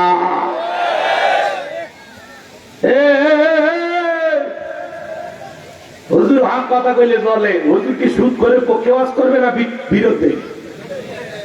আপনার পক্ষে ওয়াজ যাবে নাকি? আপনি সুদ খান, সুদ খাওয়া যায় না, হারাম। আজকে মসজিদে দাঁড়িয়ে সুদের ওয়াজ করা যাবে, সুদ করে সভাপতি সেক্রেটারি হয়ে বসে গেছে, ওয়াজ করলে বলা খেকোতে, হুজুর এই ব্যবসার সাথে আমি জড়িত, খামাকা আমাকে ঢুকছেন কেন? আপনার দাদায় সাবান সারা ধোলাই দেওয়া লিখবি, বেটা হারাম খাবি আর বলা যাবে না, ভালো হয়ে যাবে। আমার ভাইয়েরা গভীর মনোযোগ দিয়ে কথা বলে শুনে যান বাজান, যে কথা বলতে চাচ্ছিলাম। এইবার কারণ কথা মনে আছে, সবটা যখন দাঁড়িয়ে গেছে, কারণ তখন বলতেছে, সবটা তোমার যা বলা তুমি বলো, আমি তোমার সাথে আছি। সবটা রেখে বলে, কারণ আমি যেহেতু দাঁড়িয়েছি বলার জন্য আমাকে বলতে দে, তুমি বসে যাও। এইবার সবটা বলে, জনগণ শোনো দিয়া মন, আমি জীবনে কোনোদিন মুসা নবীকে দেখি নাই। আজকে মুসা নবীকে দেখার পরে, আলোচনা শোনার পরে পাষাণ্ডে দই লাগাছে। আমি সিদ্ধান্ত নিয়েছি আর খারাপ কাজ করব না, অশ্লীল কাজ করব না। আমি তওবা করে ঈমান আনতে চাই। একটু জোরে কন্যা সুবহানাল্লাহ। আলেমদের ওয়াজ শুনে বেনামাজি হয়ে যায়, সুদ করে ভোটসুর ভালো হয়ে যায়, সুদ ডাকাত ভালো হয়ে যায়, বেপর্দায় চলা মা বোনেরা পর্দা করে, দাড়ি কাটা যুবকটা আলেমদের ওয়াজ শুনে দাড়ি রাখা শুরু করে। কথা সত্য না মিথ্যা? শোনেন বাজার গো আমার, এবার সবটা বলতেছে জনগণ এ কারণ কেন লাফালাফি করতেছে আপনারা কি জানেন? গতকাল রাত্রি যে কারণ আমার বাড়িতে গেছিল, আমার 2 বস্তা টাকা দিবে বলে ওয়াদা করেছে। অ্যাডভান্স হিসাবে আমাকে 1 বস্তা টাকা দেওয়া হয়েছে। আজকে সাক্ষী দিলে আর 1 বস্তা টাকা দিবে, বিনিময়ে আমাকে এই কথা বলতে হবে। নবী মুসা দিনের বেলা ওয়াজ করে আর রাতের বেলা আমি শ্রদ্ধার সাথে রাত কাটাই। আপনাদেরকে সাক্ষী রেখে বলতেছি, মুসা নবীর চরিত্র ফুলের চাইতে পবিত্র। ওই কারণ হলো আমি শ্রদ্ধার নিয়মিত ভক্ত। বলেন আল্লাহু আকবার। ওয়া মাকারু ওয়া মাকারাল্লাহ ওয়াল্লাহু খায়রুল মাকিরিন। এলাকার যে গর্ত করেছে নিজের গর্তে নিজেই পড়ে গেছে। ষড়যন্ত্র করে আর একজনের বিরুদ্ধে লাভ নাই। যে ষড়যন্ত্র আপনি করেছেন, একদিন ওই ষড়যন্ত্রের জালে আপনি নিজেই ফাঁসবেন। অন্যের জন্য গর্ত খুললে আপনি নিজেই ওই গর্তে একদিন পড়বেন। কার ক্ষতি কে করে? নিজের ক্ষতি নিজেই করে। অন্যের ক্ষতি করে নিজে কখনো ভালো থাকা যায়? অন্যকে কাঁদিয়ে কখনো সুখে থাকা যায়? অন্যের প্রতি জুলুম করে কখনো নিজে ভালো থাকা যায়? কথাকে বোঝা যায় নাকি? দোয়া করবো গো, বা শুনবেন, কিছুক্ষণ শুনবেন। এটা তাকবীর দেন না, লিল্লাহি তাকবীর। এবার মুসা নবী রাগ কম না বেশি? তাইকে কয় আল্লাহ, চাইতে গেছিলাম যাকাত আর আমার বিরুদ্ধে এত বড় অপবাদ মানা যায় না। জমিতে ওয়াদা দেন, জমি যেন কারণকে গ্রাস করে ফেলে, ধন সম্পদ সহ। আল্লাহ তো মঞ্জুর করে ফেলেছে। এইবার কারণে ধন সম্পদ সহ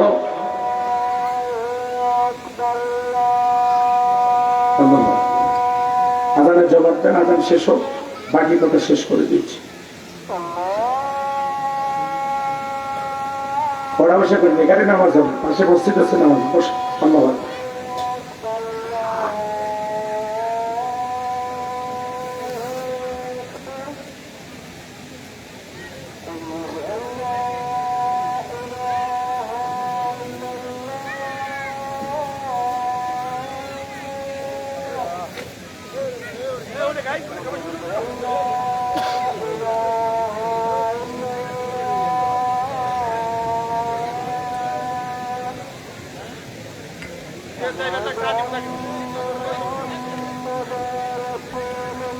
এই যুবকে কিছু কথা বলবো তোমাদের জন্য। বসো বসো।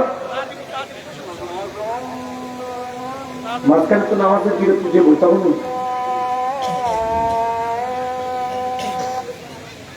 নাকি? ওরা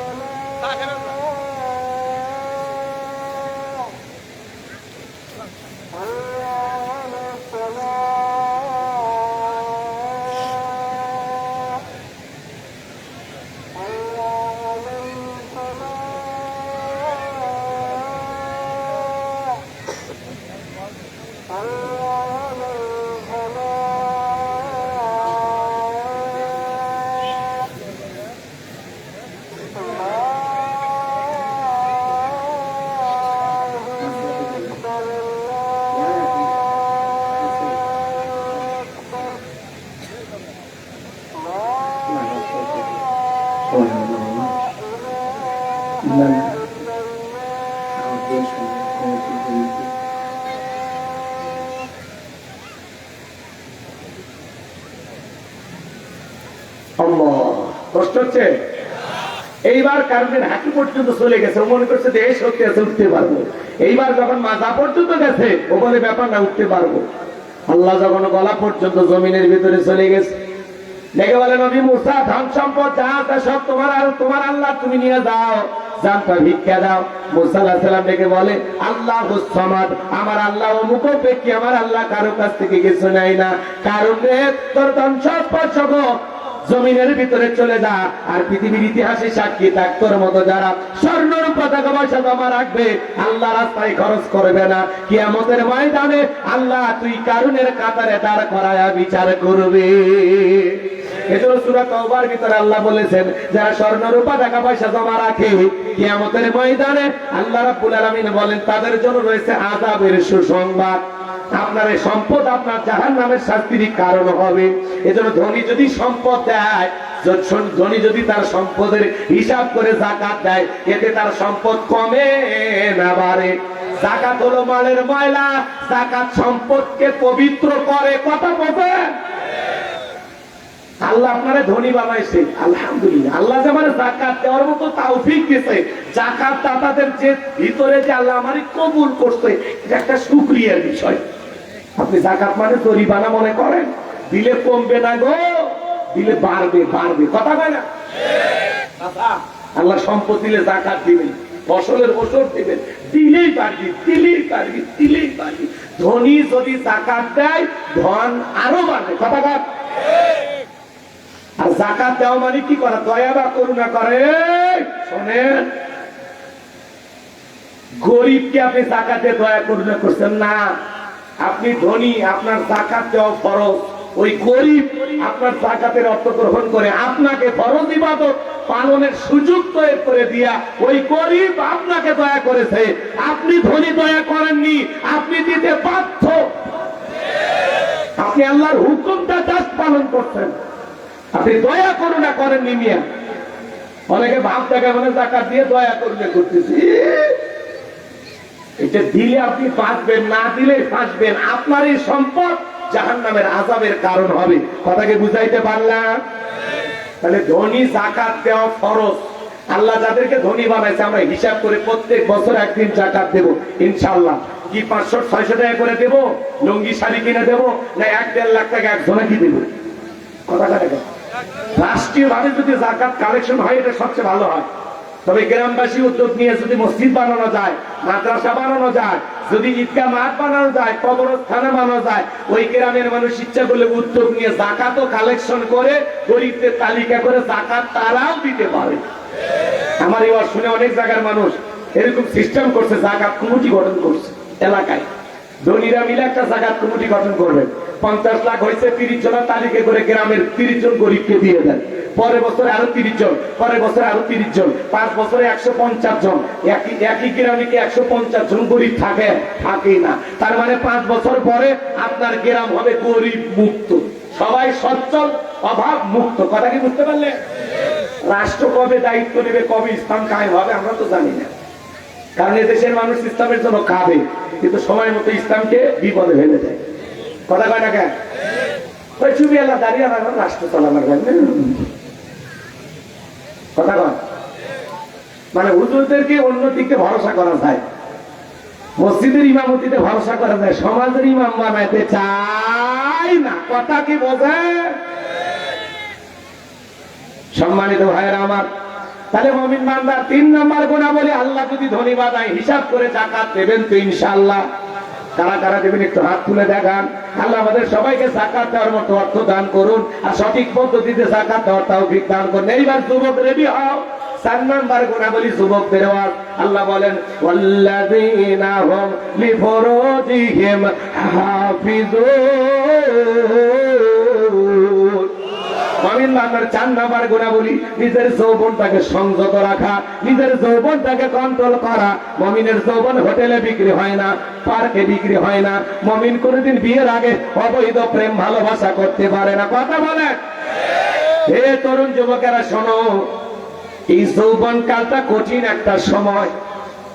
আল্লাহ বলেন ওয়াল্লাযীনা হুম লিফুরুজিহিম হাফিজুন।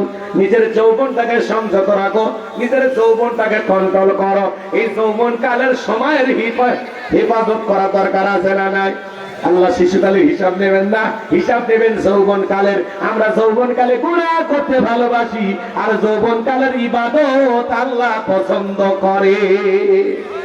হে যুবক, এই পৌষ মাস, মাঘ মাস রাত 2টার দিকে যদি বলা হয় চাচা জানতো নদীর থেকে একটা গোসল করে আসেন, 2000 টাকা দেবো। চাচার ভাতিজা আছে, ঠান্ডা পড়ছে, নদীতে গোসল করে উঠতে কি পারবো? 2000 টাকা নেওয়ার শক্তি কি থাকবে? কিন্তু একটা যুবককে যদি বলা হয় যুবক 2000 টাকা দেবো নদী থেকে গোসল করে আসো, ও বলবে হুজুর কাপড় কলছি টাকাবার করেন। কারণ যুবকের একটা পাওয়ার আছে, স্পিরিট আছে, কথা কন ঠিক না? বৃদ্ধকালে মুরব্বী চাচা লম্বা সময় রুকু থাকতে চায় না, পারে না, মনে হয় পড়ে যাবে, বেশিক্ষণ সিজদায় থাকলে মনে হয় দম আটকে মারা যাবে। কিন্তু যৌবন কালে লম্বা সময় রুকু করা যায়, লম্বা সময় সিজদা করা যায়। 60-70 বছর বয়স হয়ে গেছে, শীতের দিনে চাচিমা গরম পানি করে দিলে চাচার ভাগ্যে ওযু আছে, নামাজ আছে। গরম পানি নাই, চাচার ওযুও নাই, ভাই নামাজও নাই। কিন্তু যৌবন কালে যুবকের পক্ষে ঠান্ডা পানি দিয়ে ওযু বানায় মসজিদে যাওয়া সম্ভব কিনা? চাচামিয়া মসজিদে লাঠি ধরে যাইতে যাইতে জামাত শেষ, আর তুমি যুবক 2 কদম মেরে মসজিদে যাইতে 1-1.5 মিনিট লাগে জামাতে হাজির হতে পারো। কথাকে বোঝে? তাহলে যৌবন কালে ইবাদত পছন্দ করেন কি? যুবক, এই রঙের যৌবন একদিন জং ধরবে, এই কাঁচা দাড়ি একদিন সাদা হয়ে যাবে, এই টাইটস আমরা একদিন ঢিল হয়ে যাবে। কথা বলেন? তোমার গহনা দিন রাইয়া যাইবে, গহনা দিন রাইয়া যাইবে, যৌবনে লাগবে ভাটি। ওই যে দেখো ডাকিতেছে তোমায় কবরের মাটি, ওই যে দেখো ডাকিতেছে তোমায় কবরের মাটি। যেদিন সন্ধ্যার আগে রূপের বেলা এক নিমিষেই ভেঙ্গে যাবে তোমার রঙ্গেরই মেলা। কারে দিবা তুমি জোরে ধমক, কারে দিবা তুমি জোরে ধমক, কার মাথায় ভাঙবা লাঠি। ওই যে দেখো ডাকিতেছে তোমায় কবরের মাটি। খবর পেয়ে আসবে আত্মীয় স্বজন, তোমারই চার পাশে বসা সবাই করিবে কান্দন। সাজাইবে তোমায় মনের মতন, সাজাইবে তোমায় মনের মতন, কি সুন্দর পরিপাটি। ওই যে দেখো ডাকিতেছে তোমায় কবরের মাটি। কইরা মরো তুমি, ফেরা মরো তুমি মায়ারি পিছে, এত আশা ভালোবাসা সবই জেনেছে।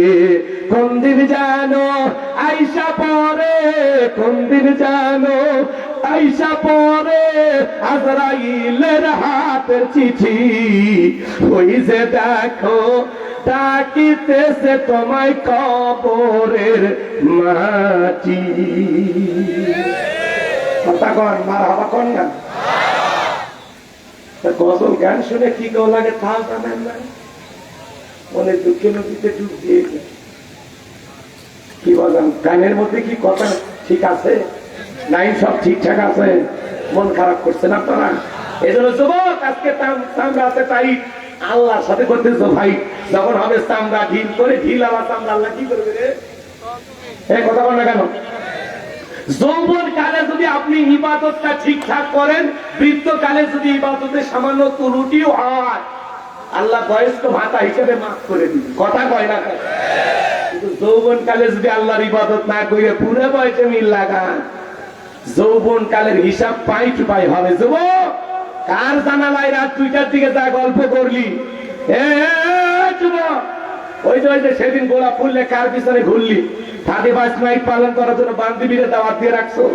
কথা কয় না কেন? হ্যাঁ, কত যুবক মাহফিলে গেলে বলে হুজুর আমার বান্ধবীর সাথে কথা বলা কি জায়েজ আছে? যুবকের বলে বান্ধবী আছে, কোন পুরুষের মেয়ে বান্ধবী থাকতে পারে না। কথা বলে না কেন? একটা মেয়ে মানুষ যদি আমার বান্ধবী হয় আর যদি আমার হাত ধরে, আমার মাথা ঠিক থাকবে? কথা কর। পুরুষ যদি হয় মাথা গরম হবে। কথা বল ঠিক কিনা? হিজড়া হলে সমস্যা নেই। কোন পুরুষের মেয়ে বান্ধবী হতে পারে না। পুরুষের জীবনের শ্রেষ্ঠ বান্ধবী হলো তার হালাল স্ত্রী, তোমার স্ত্রী। কথা কর। কোন নারীর ছেলে বন্ধু থাকতে পারে না। মেয়ের জীবনের সেরা বন্ধু তার স্বামী, পৃথিবীর সেরা প্রেমিক। কথা কর।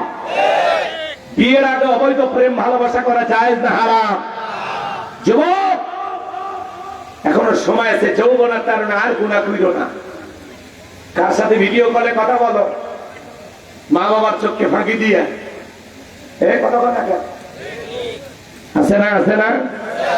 তবে চিলমারির ছেলেরা ভালো, এরা মোবাইল কি বোঝে না। এরা আফ্রিকার জঙ্গল থেকে আসছে নাকি, হাতে হাতে মোবাইল আছে না? না, এর কথা বলা লাগবে ভাই, রাগ করে রাগ করে দুটা করে আছে, আরো একটা দেখ, দুই হাতে দুটা টিপি, পাও একটা টিপি। এখন তো মোবাইল আনতে খালি ঠেলা ঠেলি, খালি উপর দিকে ঠেলে, আর ঠেলতে ঠেলতে চোখি উপরে উঠে গেছে। রাগ করতেছেন আপনারা? এ যুবক, যৌবনের পরীক্ষা দিয়েছিলেন ইউসুফ আলাইহিস সালাম, সময় নাই, সংক্ষিপ্ত কথা। জুলেখা গোপন কক্ষে নিয়ে যা তালা মারছে, চিন্তা করো ইউসুফ নবী আর জুলেখা ছাড়া ওই রুমের ভিতরে পৃথিবীর কেউ নাই। যদি এরকম চান্স তোমরা পাও, কি করবা? হুজুর, গোপন রুম তো দূরের কথা, পার্কের সিটে গলি পাইলে পীড়িতের 12 মাস প্রেম, এমন প্রেম করছে কয়েকদিন পরে মহিলা বমি করে। কথা অনেক মুরুব্বী চাষা করছে, যাক যুবকদের ওয়াজ হচ্ছে, আমাদের কোন ওয়াজ নাই। চাষা, আপনারও এক সময় 22 বছর 25 বছর বয়স ছিল, ওই যে সোয়েলা নৌকা চড়ে ওই যে সিলমারি ওই পারে সোয়ার, ওই যে কাশফুলের সাইডে, সেই দিনের কথা কি মনে আছে? আপনি ভুলে গেলে ফিরেস্তারা এখনো ভিডিও করে রাখছে। কথা কয় না কেন? তার সাথে আমবাগানে ভুট্টার ক্ষেতের ওই পাশে কি করছেন? কথা কয় না কেন? স্কুলের বারান্দার ওই পাশে ওই যে ওই সাইডে সেদিন গল্প করলে না, সেই ভিডিও রেডি আছে। কি করছেন দিনের আলোতে, রাতের আধারে, গোপনে, প্রকাশ্যে, সব রেকর্ড করা আছে। হযরত আলী রাদিয়াল্লাহু তাআলা বলেন, তোমরা যৌবনের তাড়নায় গুনাহ করো, একদিন তোমাদের যৌবন থাকবে না, কিন্তু আমল নামায় গুনাহটা ঠিকই লেখা থাকবে। সাবধান, সাবধান যুবক। চলো, গোপন একটা কক্ষে নিয়ে গেছে জুলেখা, যা বলে দিলে বড় দালারে পাঞ্জাবিওয়ালা হুজুর তো কিছুই বোঝে না। হুজুর সবই বোঝে, নারী চলা কলা বোঝে না, কথা বলে ঠিক কিনা। জুলেখা কাছে যায়, আর ইশারা ইঙ্গিতে কি যেন বুঝাইতে চায়। ইউসুফ আলাইহিস সালাম দেখে বলে, জুলেখা তুমি আল্লাহকে ভয় করো। জুলেখার অন্তরে কি আল্লাহর ভয় আছে? জুলেখা নিজের কাপড় গুলো ছেড়ে আর দেবতার মুখ করলে ঢাকে। ইউসুফ নবী দেখে বলে, কাপড়ে ঢাকিলে তুমি দেবতার মুখ, কি দিয়া ঢাকিবা তুমি বিধাতার মুখ। জুলেখা কাছে আসার বলে, ইউসুফ রে, তোমার চোখ দুটা ভারী সুন্দর। ইউসুফ আলাইহিস সালাম দেখে বলে, এই চোখ যে আল্লাহ সৃষ্টি করেছে, সে আল্লাহকে ভয় করো। এইবার ইউসুফ আলাইহিস সালামের অন্তরে আল্লাহর ভয়, ইন্নী আখাফুল্লাহ, অন্তরে আল্লাহর ভয় না রেখে বলে, আল্লাহ, জুলেখার মনের অবস্থা আমি বুঝতে পেরেছি, একমাত্র আপনি পারেন এখান থেকে আমাকে মুক্ত করার ব্যবস্থা করে দিতে। পয়গম্বর নিজের ইজ্জতার সম্মানকে বাঁচানোর জন্য আল্লাহর উপরে তাওয়াক্কুল করে দেখে বলেন, আল্লাহ, নিজের ইজ্জতকে বাঁচানোর জন্য দৌড় মারার দায়িত্ব আমার, আর আপনার কুদরত থেকে তালা খুলে দেওয়ার দায়িত্ব আপনার। এই কথা বলে পয়গম্বর দৌড়াইতে লাগলেন। আল্লাহর কুদরতে প্রত্যেকটা দরজার তালা খুলে গেছে। শেষ দরজায় জুলেখা পিছন থেকে মারছে ধাবা, ইউসুফ আলাইহিস সালামের জামা ছিঁড়ে গেল। ইউসুফ নবী বলে, জামা ছিঁড়ে যায় যাক, ইজ্জত দেওয়া যাবে না। কিন্তু জুলেখা শেষ দরজায় তাকায় দেখে তার স্বামী আজিজ মিসর দাঁড়ায় আছে। স্বামীকে দেখা মাত্র জুলেখা একা কান্নার অভিনয় শুরু করে দিল। কিছু কিছু মহিলা দেখেন না, কথা বলার আগে কান্দা যায়, দুনিয়াতে আমার কেউ নেই। সেই মহিলা কথায় কথায় কান্দে, ভিতরে ওর ভিতরে ভেজাল আছে, চোখের পানি লেগেই থাকে, মনে হয় চোখে মরর বসায় রাখছে। যার বউ বেশি কান্নাকাটি করে ধমক দেব, চুপ থাকবি না। ঘটনা কি হয়েছে খুলে কর, তোর ঘটনা শুনে যদি মনে হয় কাঁদা উচিত, স্বামী স্ত্রী একসাথে জামাত করে কাঁদাও। কথা কয় না কেন? যেই মহিলা বেশি কান্দে কাঁদে অভিনয় করে, কথা কয় না, ওর চরিত্রে গন্ডগোল। মানে কান্দেই মামলা জিততে চায়, কান্দে এমন একটা ভাব দেখে, মানে ভাজা ভাত উল্টে খাবার পারে না, আবার স্বামী বাদ দিয়ে গিয়ে লাইন মারে। কথা আছে না? জুলেখা একা কান্নার অভিনয় করে রেখে বলে, স্বামী, ইউসুফকে ছেলের মতো দেখতাম, আজকে সুযোগ আমার ইজ্জতের দিকে হাত বাড়াইছে, আর একটু দেরি হয়ে গেলে আমার সর্বনাশ হয়ে যেত। এই কথা বলে বাজার গো আমার জুলেখা মিথ্যা দর্শনের স্বামী বানাইয়া আল্লাহ নবী ইউসুফ আলাইহিস সালামকে জেলখানায় বন্দী করলেন। গভীর মনোযোগ দিয়ে কথাগুলো শুনে যান বাজার। ইউসুফ নবীকে মিথ্যা দর্শনের আসামি বানাইয়া জেলখানায় বন্দী করেছিল জুলেখা। আজও আলেমদেরকে ধর্ষণের আসামি বানাবে যারা, ডিজিটাল জুলেখা তারা। এজন্য যুবক পায়ে হাতে অনুরোধ করে বলে যায়, পুলিশে ধরলে বাঁচবি, আমি ধরলে বাঁচবি, কিন্তু কোন নারীর ছলনার ফাঁদে মায়ের জালের উপর তারা একবার যদি পাটা আটকে যায়, ফান্দে পড়িয়া বাগা কান্দে।